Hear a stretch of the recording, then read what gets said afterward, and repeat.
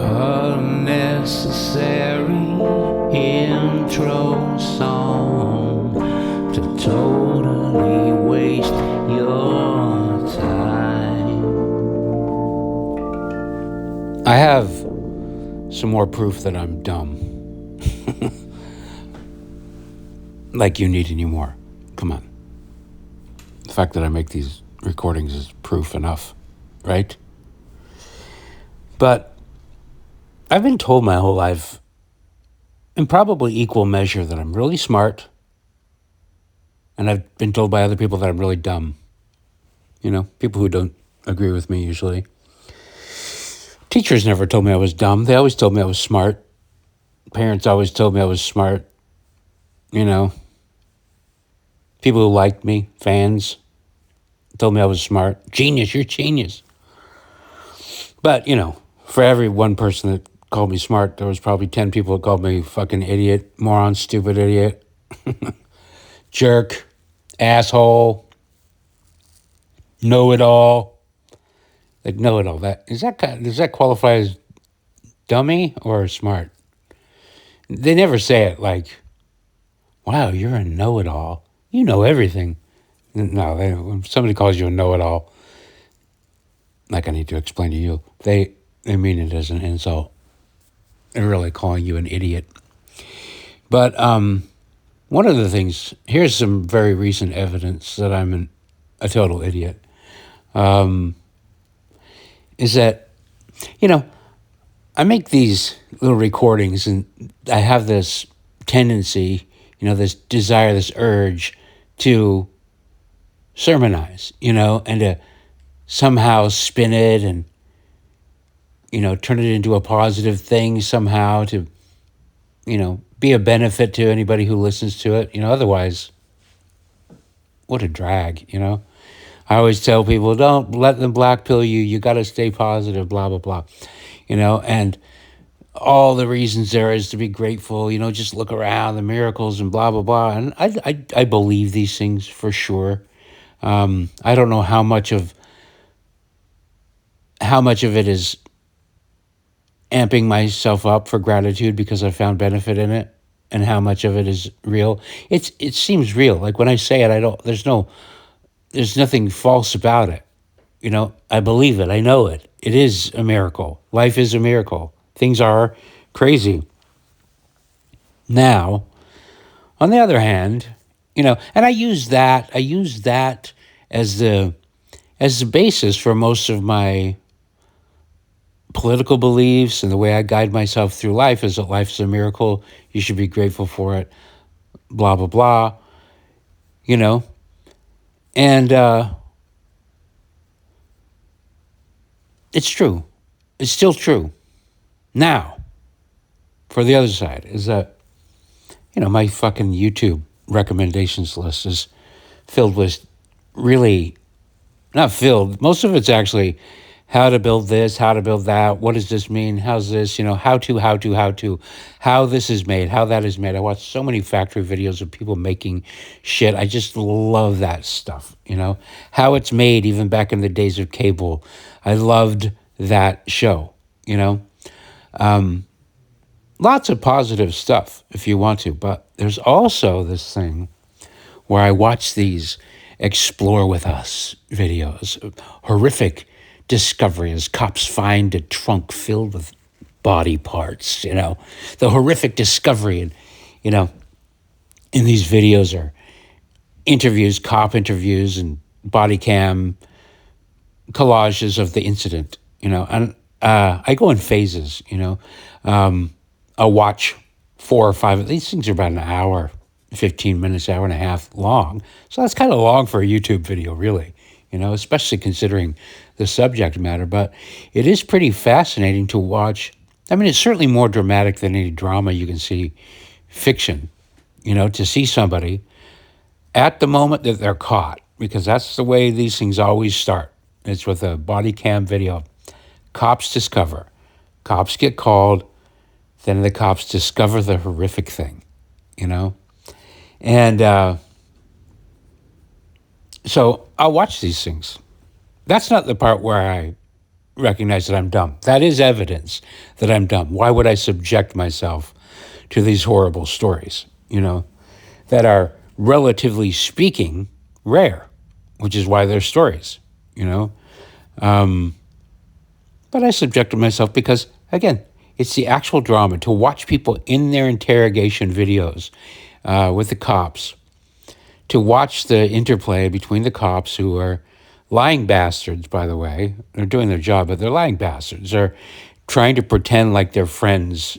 Without fail, the cops are pretending like they're there to help the criminal or the suspect or whatever. Of course, they aren't. They're there to put the suspect behind bars and to milk as much information as they possibly can out of them to make that easy, And over and over again, you'll see these suspects just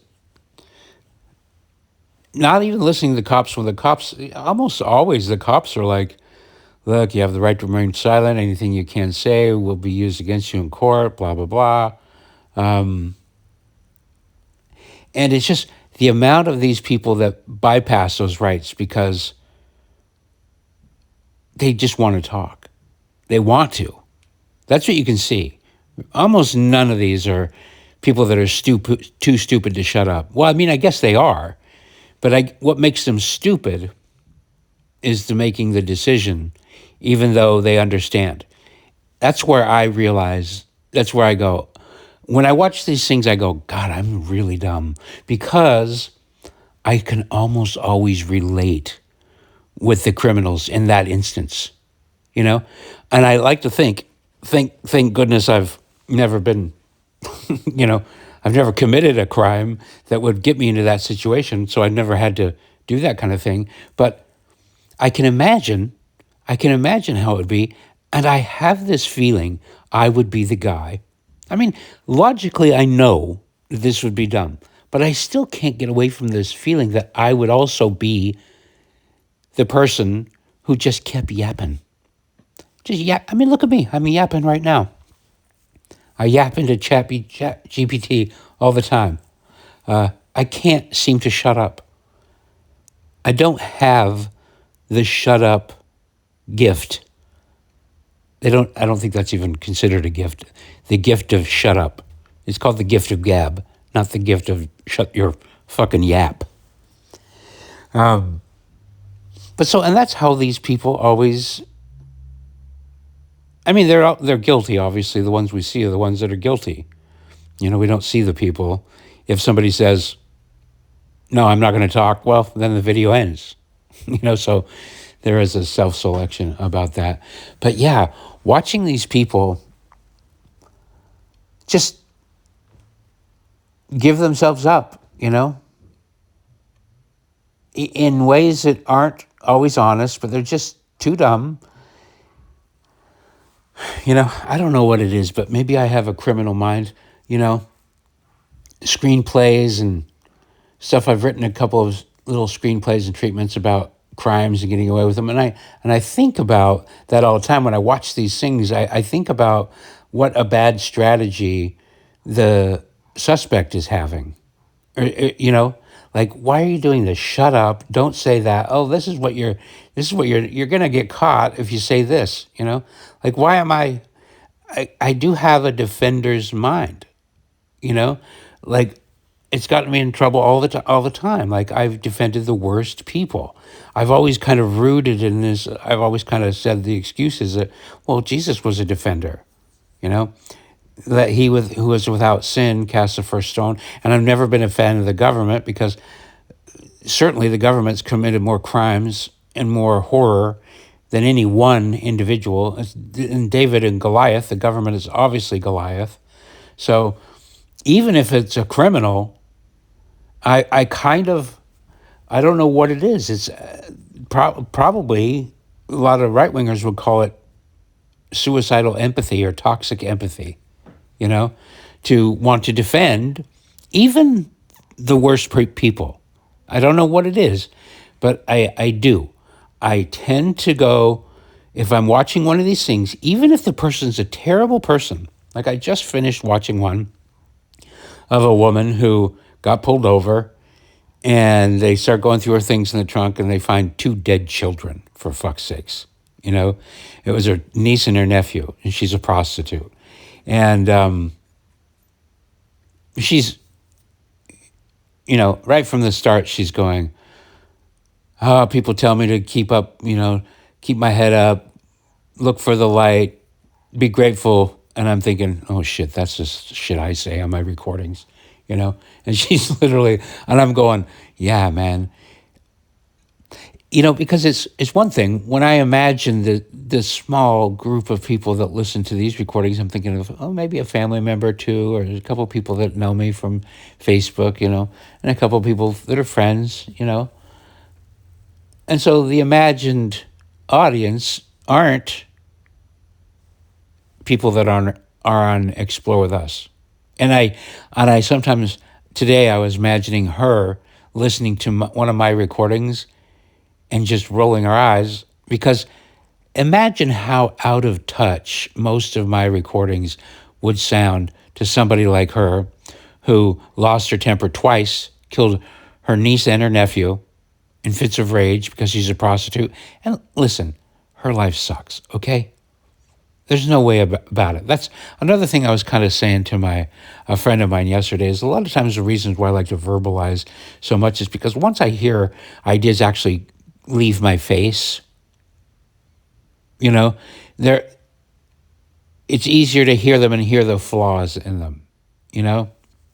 Yesterday I watched one of the Explore With Us videos about a guy who lost his temper and killed one of his kids, and they lived in an RV, and his wife was basically half retarded, you know, half his age, also half retarded, obese.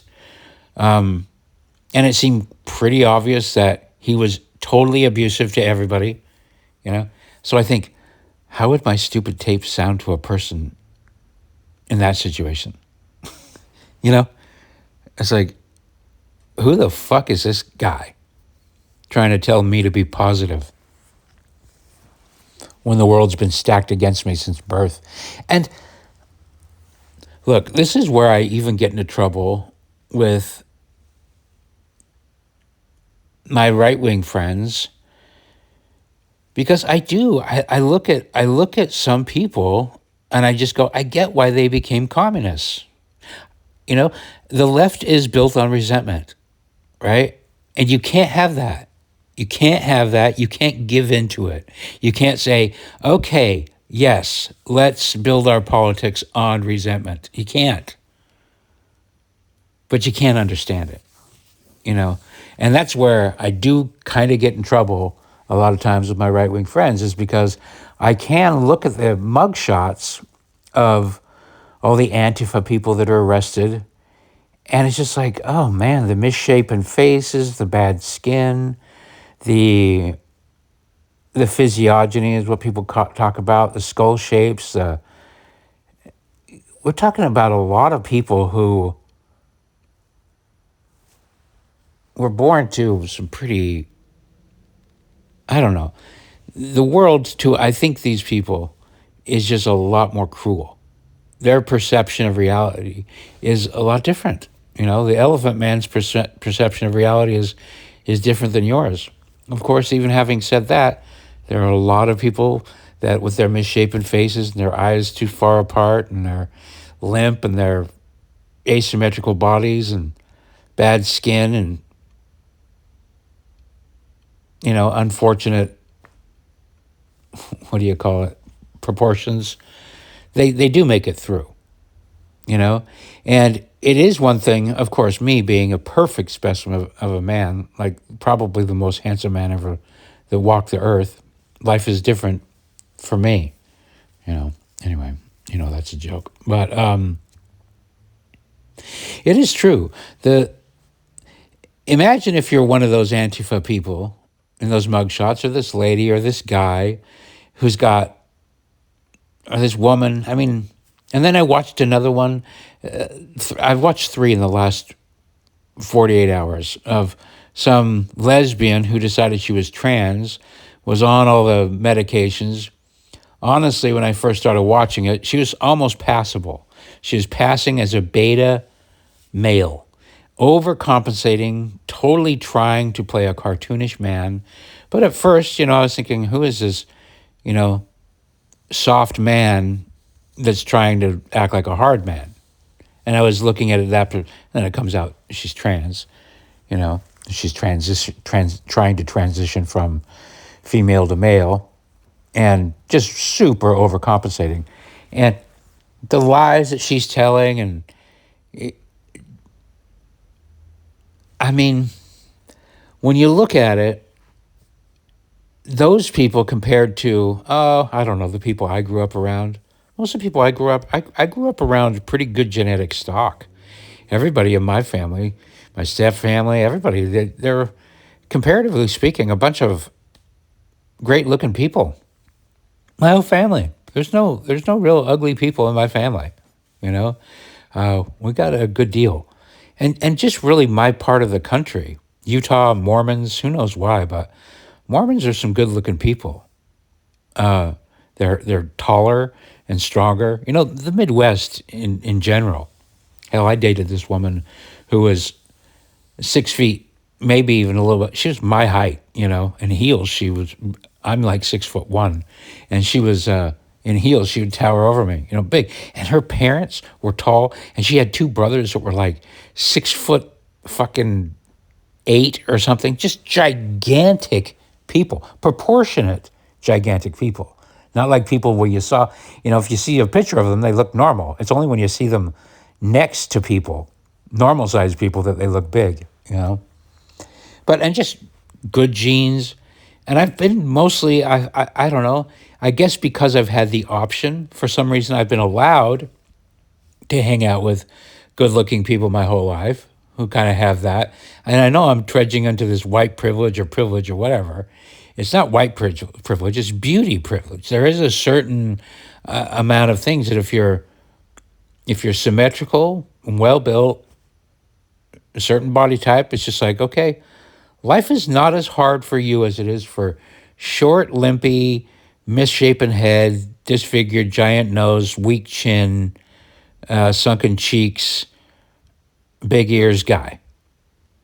And almost without fail, you see that Antifa are filled with those types. You don't see Antifa mugshots and find hot people. I've been kind of making this joke for a little while now that Anna Kasparian, there's no way. I said this years ago. I've been in a group that I'm part of, and I said, Anna Kasparian will not stay liberal. She's too hot to be liberal. She will be driven out of the Liberal Party. And it's true. She was just on Tucker yesterday, or day before yesterday, and I watched it, and she is drop dead gorgeous. In my opinion, she is, and her passion for her leftist views, it's not fake passion. She's got real passion, But again, you see her red pilling. She's going to dig her heels in because she doesn't want to red pill because she's built so much. But I think she's found out, this. But anyway, the point is leftism is built on resentment, and she doesn't have the resentment to sustain herself in that thing, and they won't have her. They will drive her off. They will lift up beautiful people for a minute, but as soon as it becomes apparent, as soon as that beautiful person has an idea that is not acceptable to the runties, that she will be driven away. I still say that. She's still going to be driven away because I don't think she has, I think she has too much moral fiber to actually sell herself out and not admit it. Like Gavin Newsom, he's so creepy that he's just trying to ride the wave. He doesn't give a fuck. He just cares about power. He does not care about policies or principles or morality or anything. He's just simply an evil man. So he can keep kowtowing to them, and they will, the derelicts, the misshapen people, the misfits, they will allow a beautiful person to lead them. It's just so long as they believe him. And they keep believing him. I don't know why. I don't know why, but they do. But yeah, that's the part where there's a number of things that make me feel dumb because I often will. It's easy to get wrapped up into the right wing thing, and it can be a bully. There can be a bully aspect. Certainly, there's bullies on the left too. It's all bully on the left, but the right wing can be bullies, And sometimes I go, it gets especially ugly when the right wing is bullied. When beautiful people are bullies, it gets especially ugly, because God, nature, whatever you want to call it, has blessed them already with so much. Just being healthy and beautiful and strong and symmetrical, and when they bully, it really does have that punching down kind of quality. I know I'm using leftist language. It's totally annoying. It's annoying to me too, but it's just, you got to accept, again, I always want to align with reality. What is real and what is just me being full of shit? Like even in the last recording, I was going off on this, big nose woman artist lady, with making art and criticizing Musk. But at a certain point, you just kind of have got to stop pretending to be surprised. Like when you see these faces of the Antifa people, you can't allow them to take control. You can't. And you can't allow them to go unchecked. You can't. But if you're not able to even understand why, I think that shows a disconnection from reality, And I don't know. I'm not going to claim to have all the answers here. And I know certain right-wing people are just like, it's cruel to be kind. And I'm kind of a little bit like that too, when you're subsidizing, when you're keeping the runt of the litter alive, you can't get into the Darwin aspects of this conversation at all without just sounding, it's a dark, dark, dark topic, I helped get the string off of a pigeon's foot the other day. One of the pigeons got string on his foot and it started swelling up, and I've had to catch him a couple times. He's self-surrendered. Let's not get into how amazing pigeons are. They're totally amazing. If you need to catch one, they make themselves available for it. It's weird. It is weird. There's a psychic connection. If you want a bird to come into your house, they will pick up on that, and they will. 25 other birds won't. The one you want to come in will. It's crazy. But, I'm operating on this pigeon. It took me about an hour to unwrap these little tiny fibers from its little toes. And they're wrapped on all the toes, and they're all swollen. And I got it mostly all off of all the toes. But these fibers were really small. And the swelling had grown up around them. And they were really cutting into this one particular toe that I just kept having to dig in there and just trying to find, and knowing that I couldn't really find the fibers. I couldn't see them. I had my reading glasses on and, and this bird's kind of a little runty bird anyway. But, I did the best I could, let him go. And it seemed to be getting better. I could watch him, because I tagged him too with 2 little pink ankle bracelets, and he'd come back and he was still a little bit limping around, but he was putting more weight on that foot, the really bad foot. And I saw the swelling go down on the other toes, and I thought, well, that's good.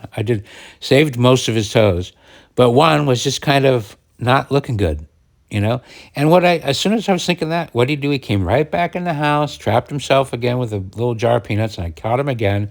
And I went to do round 2 on operating.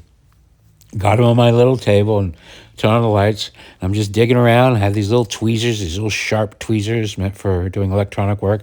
I'm just trying to get in that crevice because all the other toes, the crevices is gone. They've refilled and plumped back up, and they were good toes, So I felt good about that. But this one particular one, it wasn't. So I thought there must be some fibers still left in there. And I'm poking around. The bird is calm, chill, because I put a little hood over it, It's weird. If you put a bird under a blanket or make it so they can't see, they just they're like, oh, I guess I'm dead, It's weird.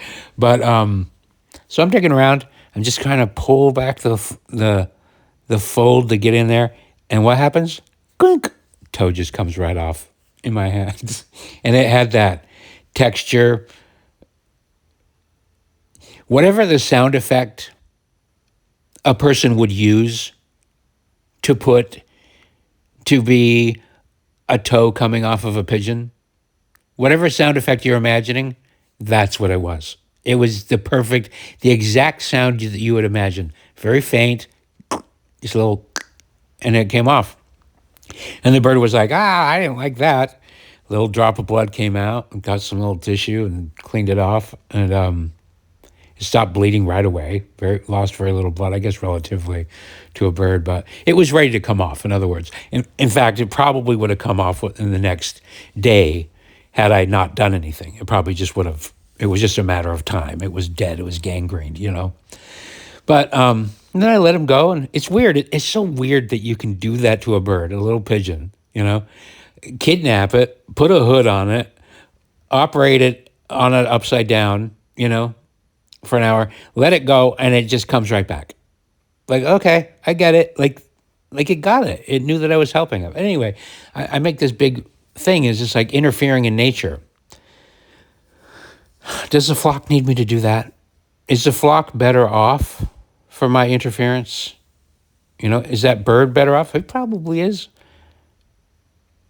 But I acknowledge that it's mostly for me. I did that for me because I like them. I want to keep them around. It was fun helping a pigeon. Now, do you extend that to sub-Saharan Africa? People who don't seem to want to be technological. If you give them things, they don't maintain them. Is it cruel to do that? Was it cruel to do that for the pigeon? Probably not. The pigeon's probably just going to be just fine. It's probably going to get eaten by a hawk within the next 6 months anyway. But I did it, and you can't stop that. People are going to interfere. Anyway, I'm trying to figure out a way to swing this around. But yeah, acknowledging the reality of things is more important. And when you see the left wing going nuts, and when you see the Antifa kids, it's easy to just go, look at these fucking derelicts. Oh my God. And maybe there's a certain part of nature, again, like, luckily right now the hawk is away from my area. So I've got the pigeon flock that I like to watch is doing really well. Lots of young pigeons in it, But the hawk's going to come back, or a different hawk's going to come back, and they're going to start getting picked off, and it's going to be sad for me because I, made little relationships with each of these pigeons, and they're going to start disappearing, The hawk's vital. You got to have the hawk. I don't really like the hawk because I prefer the pigeons. If a hawk were to come on my deck every day and be like, hey, what's going on? You got any hot dogs for me? I could make friends with a hawk, but that's not how they are. They're not. They don't want anything from me. The pigeons are like, hey, you guy with the peanuts and the seeds. We like you. Can we hang out here? But the hawk's like, no, you keep feeding those pigeons because your deck cafe is not just a cafe for the pigeons. It's also a cafe for me. So you can't hate the hawk. I do, but I realize it's stupid. And so it's kind of stupid for me to hate the beautiful right-wing hawks that bully the Antifa types. In other words, it's just going to be there no matter what I do. I can sit there and wag my finger at the Antifa kids, or I could wag my finger at the beautiful strapling, what the fuck is that word? Why am I even using it? The beautiful warriors, how dare you, you. But to me, that's the game that's out there. I can understand why these communists are communists. I can, and I'm not going to be one of those right-wing people that just pretends that everybody's on an equal footing or whatever. I don't know. Not that anybody's even doing that. I'm making that up. That's kind of what the left wing likes to say, and I don't think that's true. For the most part, conservative people are kind and charitable, and don't like bullying and they do treat the misshapen, misfortunate people as best as they can. Where am I going with this? I don't fucking know. I'm just trying to say that the more I yap about trying to fix things or what you can do, that's when I feel really stupid, because then I see these things and I just go, that's not going to change, man. Nice little kind-hearted white ladies going over to Africa and adopting a couple kids isn't going to change Africa. It's not. Okay? Some people's pain. Life is going to be unfair. It's going to be, well, let's just put it this way. Life is going to be different for every organism that's born. And every organism that's born is kind of responsible for their journey and figuring it out. And, trying to be helpful, I guess, is good, right? But sometimes it can be pretty, I don't know, it can be self-serving.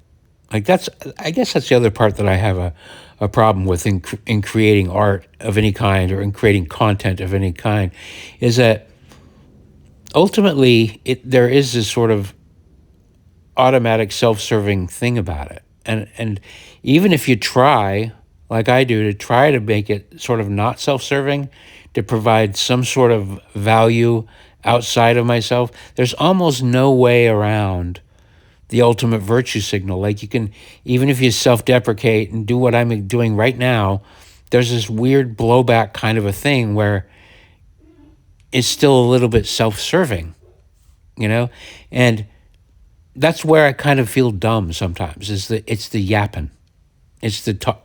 I was thinking about this yesterday, that how kind of heartbreaking it is to see people yapping. Like when I was watching this alleged trans girl, but she's a boy. No, this girl pretending to be a boy, acting like a boy, and going through all the things and talking about guns and the different models of guns, It's just like, it all seemed like an act. And just the yapping is kind of heartbreaking. The whole thing is heartbreaking because all the circumstances involved in getting to that point, to where she was scaring homeless people for sport and for fun. I think she was lying about most of it. She was lying about most of it. But what creates a person that wants to lie like that, or to create this kind of weird reality? The stories, I guess that's one of the things that's compelling about watching these stories, is it's just heartbreaking. I don't know why I don't know what draws me to the heartbreaking stories, but something does, something does. And then I yap on and on and on about how it's supposed to fit in. It's all existential shit, isn't it? But anyway, yeah, I guess these always end up the same way, broken record, but the best that can happen is having gratitude, It's hard for me to look at a misshapen person and say, hey, hooker, born to crack addicts, who had her own niece and nephew dumped on her lap, and she's totally unprepared, and you're prostituting. Just be grateful. You know what I mean? This message that I'm saying in here sounds pretty stupid, delivered to somebody who's got 1,000 things going against them from the word go. And I can try to talk my way out of it. I can try to just turn that off and go, yeah, well, everybody's got a cross to bear. Okay, yeah, it's true. But how deluded do we have to be to pretend that some journeys aren't obviously just more fucked? Some people just have it. And it's wrong to think this way. I'm trying to tell, this is the dichotomy. As soon as you feel grateful that you're you and not them, that's also a sin, in my opinion. Because it demeans their experience. Their hurdles, their struggle, their whatever, it diminishes it. Because Lord knows there are people that go through those struggles and become heroes to everyone, including the symmetrical people. So I don't know. It's just really, it's really hard to, that fine line between be grateful for what you have and I'm so lucky, I'm a special princess, I'm better than everybody. That's weird. There's a really weird fine line behind that. Like having gratitude, a hashtag gratitude. I'm saying that, but hashtag gratitude also just looks like the most disgusting virtue signal in the world, doesn't it? Isn't that weird? Damned if you do, damned if you don't. I guess we're supposed to just shut up about our gratitude, aren't we? We're supposed to quietly go about being happy and grateful and not brag about it. But like I said, I'm an idiot who can't keep his fucking mouth shut to save his life. Anyway, thanks for listening. Unnecessary outro song to totally